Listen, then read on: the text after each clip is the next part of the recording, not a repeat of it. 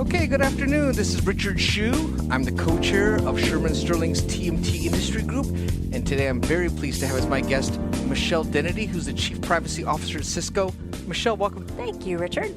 So, I guess privacy is sort of a hot topic these days, would you say? I would say, it's sizzling. Well, let's start with talking about the Privacy Shield, which obviously has just come out. What's your take on that, and what are your thoughts on the Privacy Shield? If you're a Marvel Comics fan, as am I think Privacy Shield sounds like, the thing that saved the diving catch. So, the background of this whole thing is Safe Harbor was... I call it kind of the Keith Richards of data transfer protocols. Like, who knew that guy was still alive? He looks like hell, but it still was there. Mm-hmm.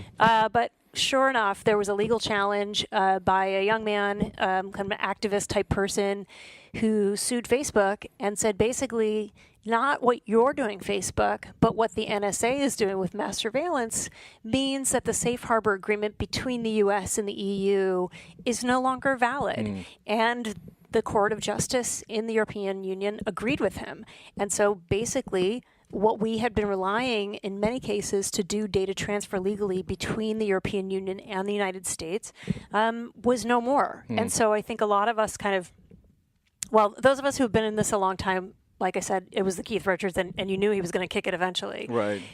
But a lot of people were really thrown into a panic. Caught off guard, right? Caught off guard, and I think it really kind of opened the underbelly where people were signing on to Safe Harbor but not doing their homework. Mm-hmm. The whole point of signing on was to certify that you had already done the diligence and treated that information in a respectful way so that the European citizens who have a human right to data under all of their various laws were being respected.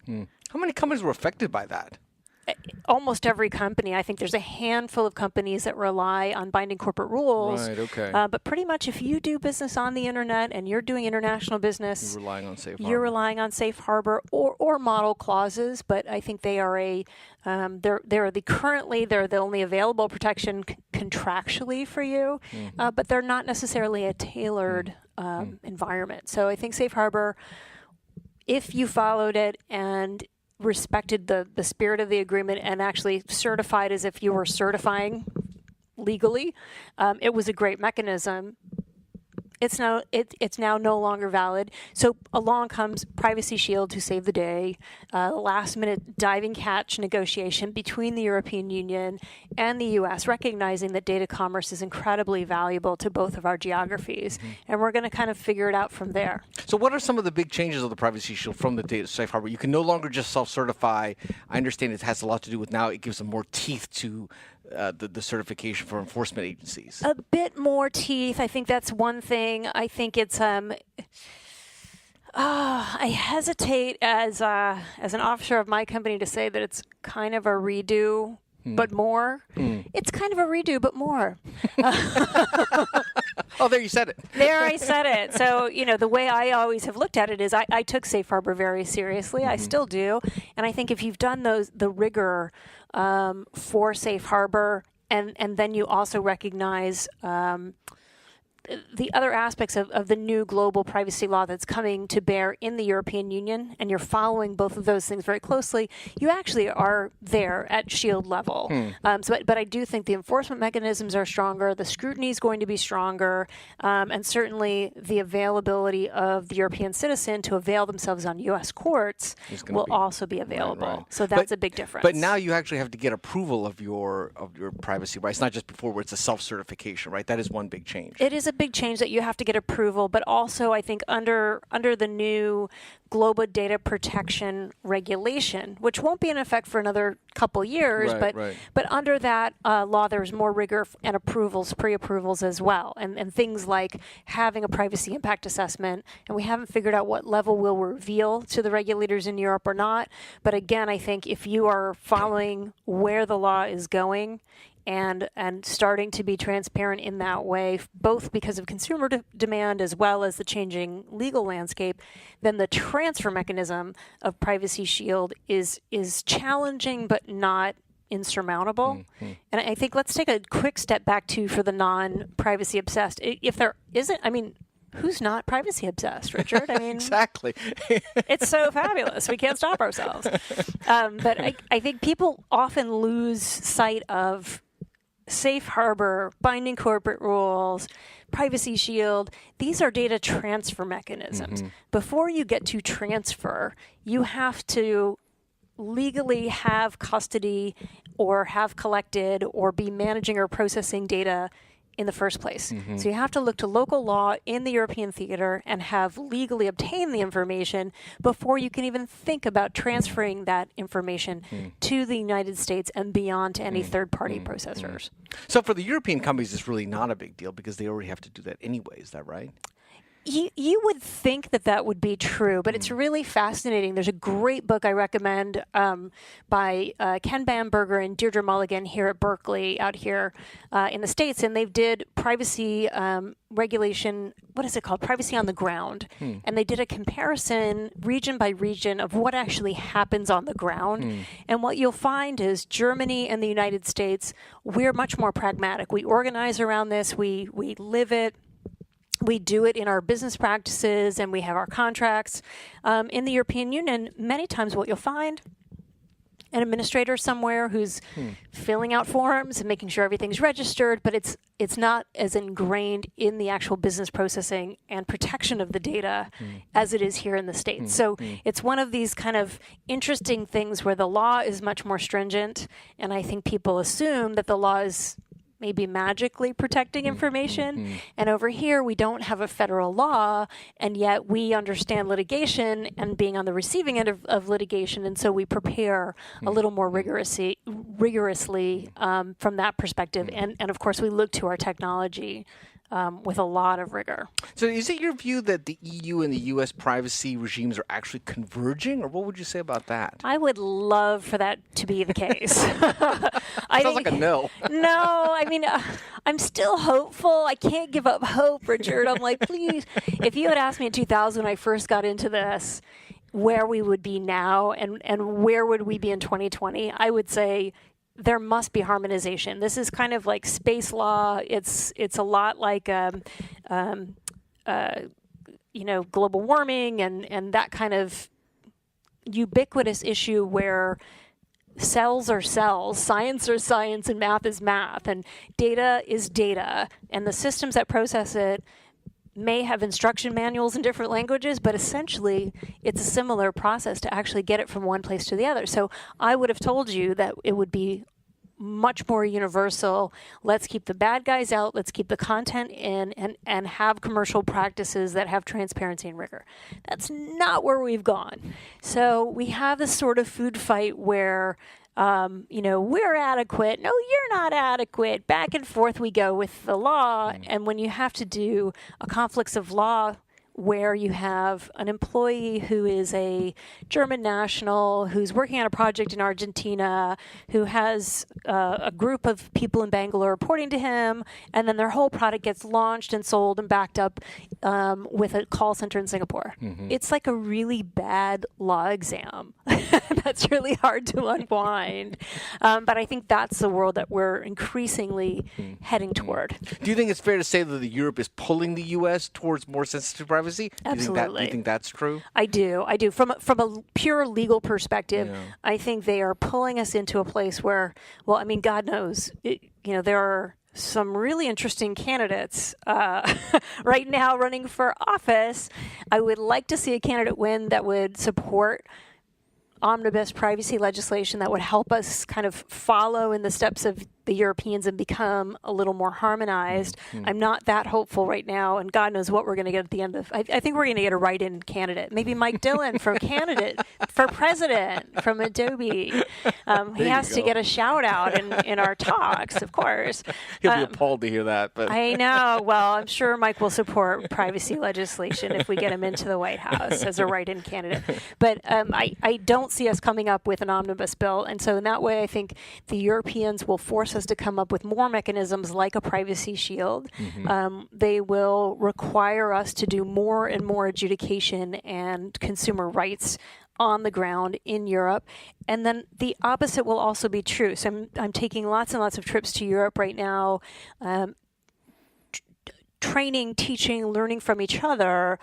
How, particularly SMBs, so small and medium business is really kind of how most of the landscape looks in Europe. So how do they work in an increasingly fractured environment unto themselves? I'm not even sure within 2020 will we have a European Union, or will we have a reconfiguration of maybe Northern Europe and Southern Europe again. That's where it seems to be going economically, and so that may be the divide where privacy lies as well. You'll have to transfer things from various parts within the union. So I think there's a combination of tactics, technology, policy, and the kind of ground swell, I said ground smell, and maybe that's true too, of consumerization. So we also get to set specifications and requirements as individuals for how we want our data protected. Do you ever see the U.S. ever having some kind of omnibus privacy? Or do you think we'll always have the sectoral framework that we have, and that's just the way it's going to be here? What do you think? I think eventually we'll see the light and realize that it's a vast economic disadvantage not to get there. I think we need to get there. I think we need to start putting it higher on our lobbying agendas. I think if we like money, we should have omnibus privacy legislation. Right. I don't think we've proved that point of data valuation just yet. Right. But in an information society, we need to have some rules so that we can build corporations around that instead of kind of being bullied and pulleyed here and there without having this framework. The difficulty is we've spent trillions of dollars complying with things like GLBA in the financial sector, and HIPAA in the healthcare, and childcare privacy over here, and all of those things have different requirements, as they should, because the corpus of data that you're protecting is different, and the way that you interact with it is very different. So having an omnibus bill would be something probably too light for the Europeans' taste, and anything that was high enough for any one of those sectors would be too heavy for some of the other sectors. So that's the barrier within the United States. It's not that we're being recalcitrant and we just don't want to do it. It's that we've come up with a schema that is specialized, and it sort of has been working with us with the FTC's oversight for most, non-banking businesses. And we're also seeing moves. We're seeing the FCC moving into protection of privacy and security in the communications infrastructure. So on the net, in the cable environments as content is moving. So you're not just going to see the FTC looking at unfair and deceptive trade practices. You're now going to see the FCC saying that security and privacy mishaps are an indication that you don't deserve to be traveling along the same networks. So we're kind of getting there in a really interesting kind of way. Let's talk a little about privacy by design, which is a big buzzword. What does privacy by design mean to you exactly? So privacy by design is a buzzword. Established. Yes, and it's a good buzzword. So Anne Kavukian is the former data commissioner in Ontario, in Toronto. She's now at Rider College up there working on this stuff.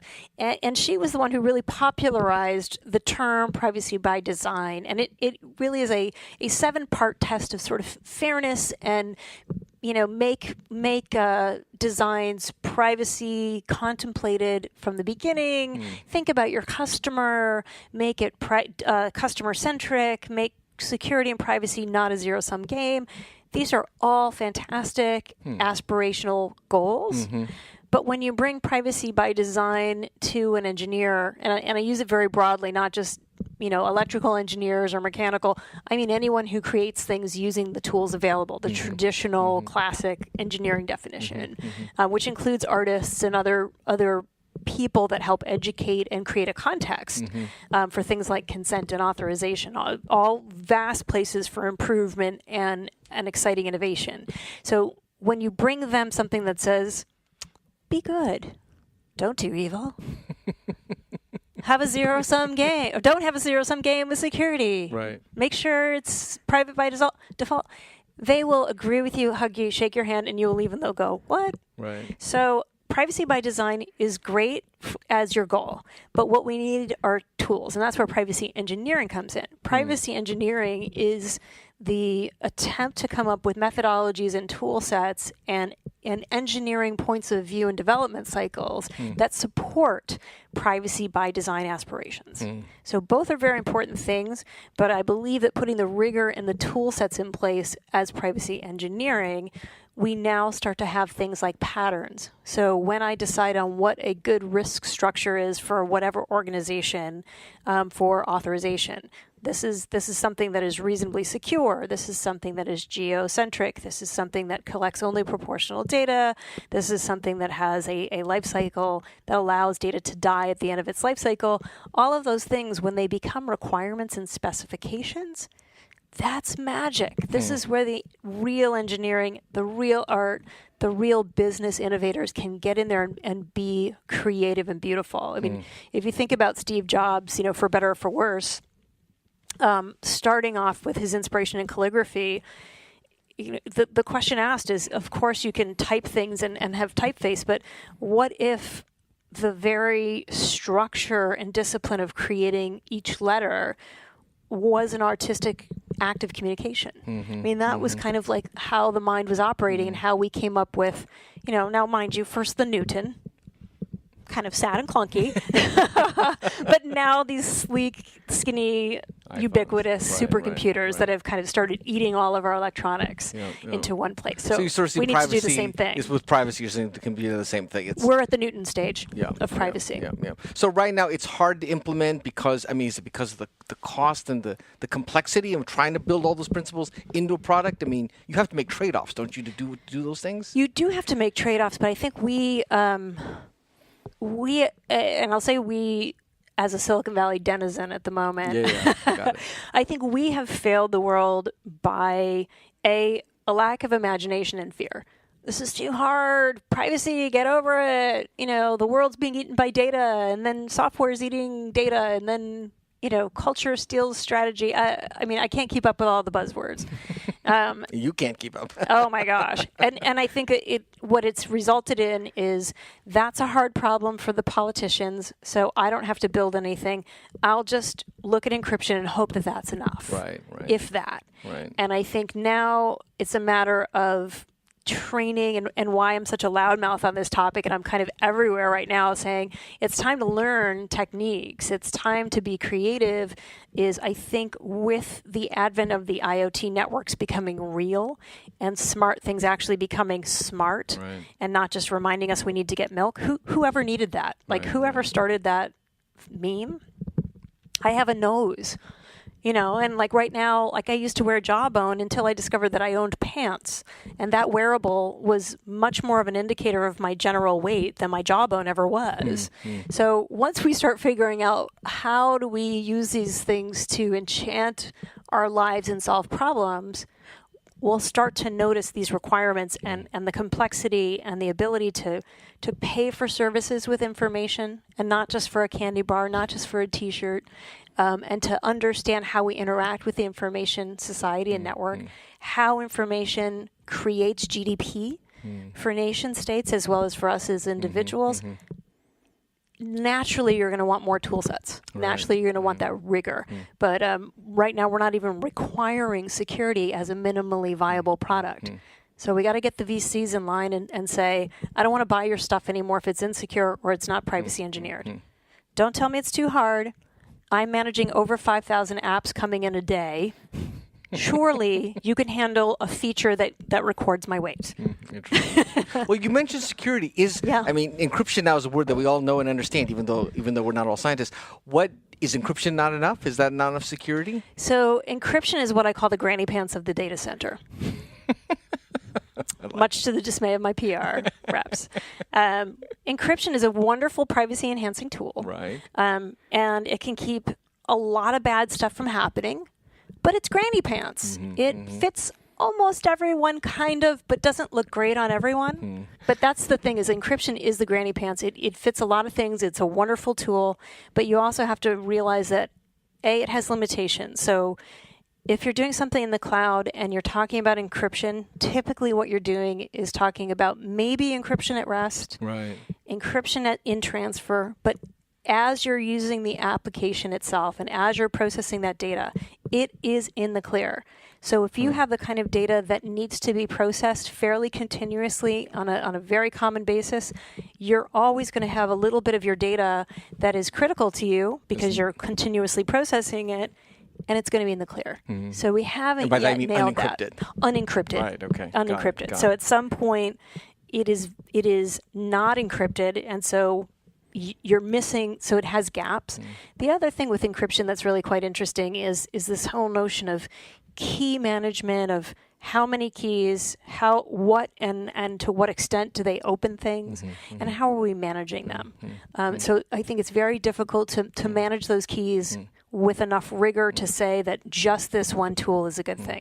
I think encryption plus identity management plus audit plus having robust data models that tell you what your data assets are in the first place, that's where you get really like the couture garment that you're looking for. And do you think people who are privacy professionals tend to forget about security and vice versa, or do you? I mean, what do you think the relationship exactly between privacy and security is or should be? I think we're coming together at last. I think security people used to kind of say either it's impossible to keep things private because they know how leaky our pipes are, or they would say that privacy is subordinate to security because you can have security without privacy, but not privacy without security. I think we're now starting to recognize that security really is, if you can kind of visualize, it is the pipe and the rigor of keeping the pipes material appropriate, leak free, and kind of flowing. So security is the tool that really masters a kind of hostile environment. Privacy is the determination of, is it water or acid going through these pipes? And should it be a plastic pipe or a copper one because of the content? And then we also determine directionality. So we want to make sure that the data actually goes to the kitchen sink when it's supposed to and out to the waste management place when it's supposed to. And if your privacy person isn't designing them, you can very securely have a pipe that flows human waste into your kitchen sink. I don't think anyone wants that.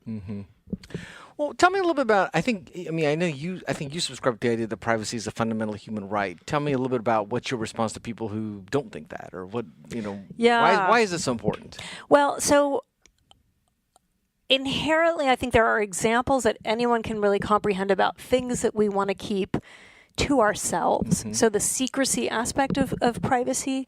And I think, there's some people like, I've got no secrets. Wait, first of all, we all have things that we're embarrassed about. I think Barry Manilow has a nice voice. I've said it. On record, too. On record. I think Neil Diamond. Digging it. These are not necessarily things that everyone wants to admit.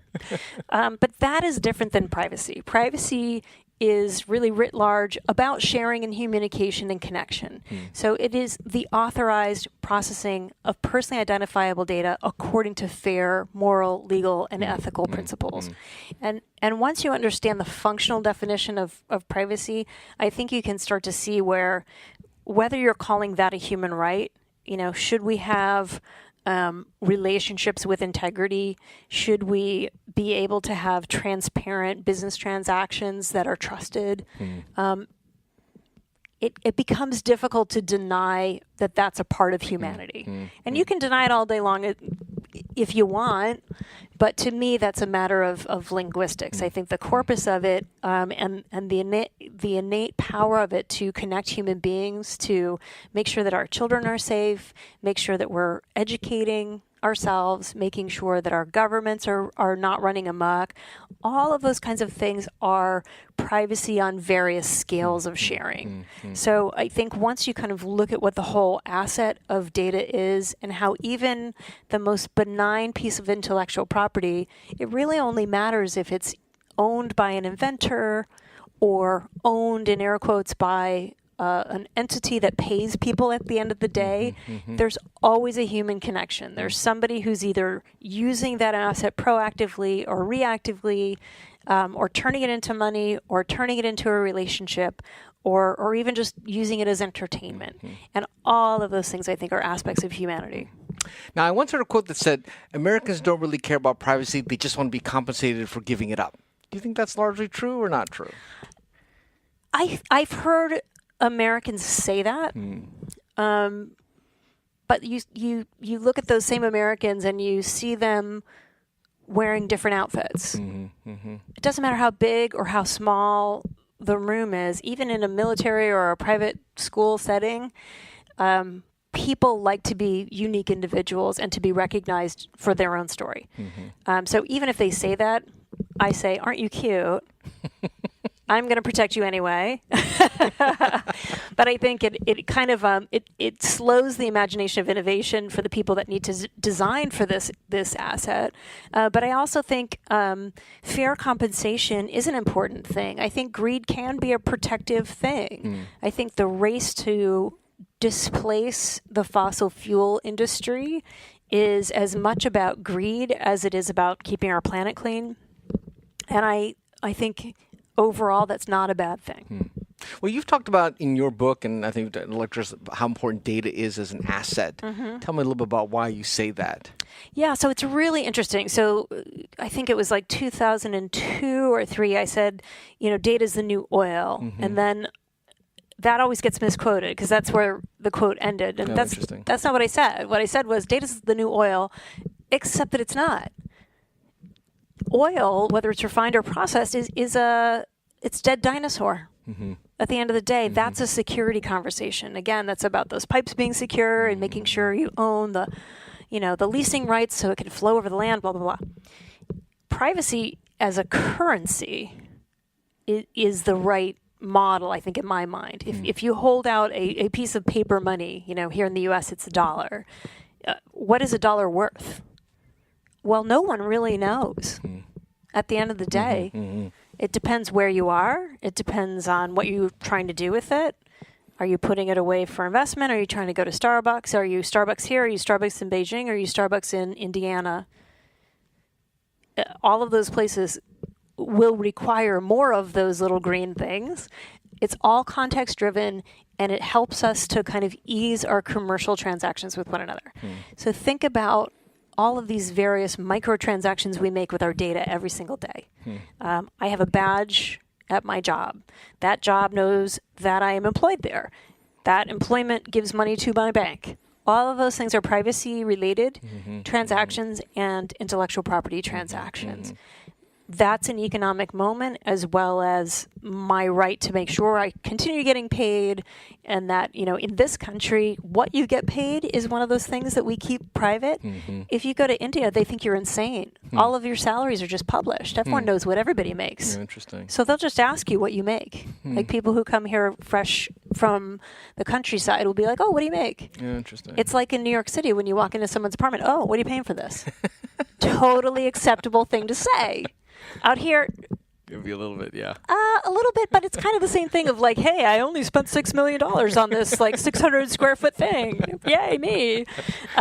So I think it's one of those things where you use it for cachet, you use it for stature, but most importantly, I think the currency of who you know, how you know, what they can give you, and how we're actually look at Bitcoin, we're using mini authentication transactions to barter for things. We're looking for that replacement for money.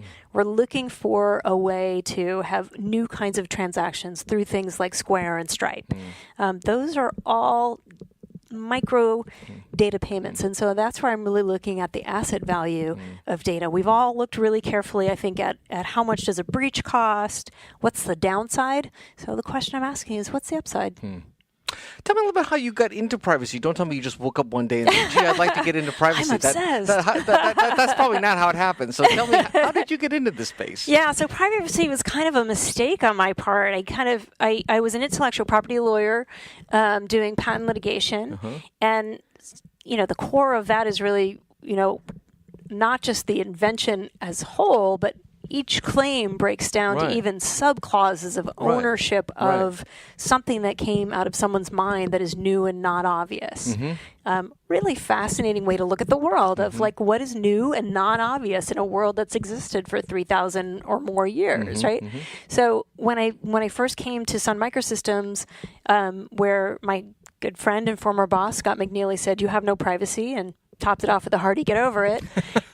Privacy was not exactly the coveted subject matter area. So the new kid got it. And I looked at it through a patent litigator's eyes and really at that time did a Markman chart of what were the applicable laws to our business at the time. And privacy laws. Privacy laws, which was possible back in 2000. Now it would be a lot harder and be a much bigger chart. Even then it was a pretty rigorous chart. There's been a lot of stuff on the books for many, many years, from the 60s and 70s when we really got into computing and informational privacy. But even before that, there were anti-defamation and fraud and unfairness kind of jurisprudence behind this. And then I looked at what was going on at Sun Microsystems at the time, starting with what we called grid at the time, which we now call cloud, and the ubiquity of everything. The internet is, the network is the computer, otherwise known as IoT today. So all of these concepts were very, very relevant and glued together by this right of privacy. And so things just kind of took off from there. And then I was on maternity leave with my oldest daughter in 2001 when September 11th happened. And the reaction of some of the really prominent voices in the Valley were, look, privacy's dead now. We're going to put everything in a bucket. We'll secure it all. And, we'll tell you when it's okay to go hither and yon. And so basically...